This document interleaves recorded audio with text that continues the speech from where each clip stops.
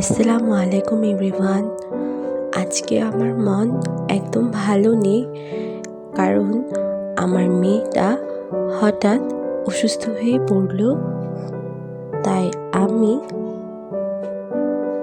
আইজাকে doctor দেখাতে নিয়ে গিয়েছিলাম। আইজা বাহিরে যেতে যদিও খুব পছন্দ করে, কিন্তু আজকে তার মন ভালো ছিল না, কারণ তার শরীর খারাপ ছিল।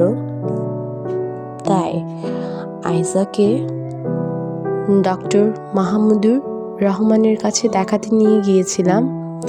উনি হলেন চাইল্ড স্পেশালিস্ট।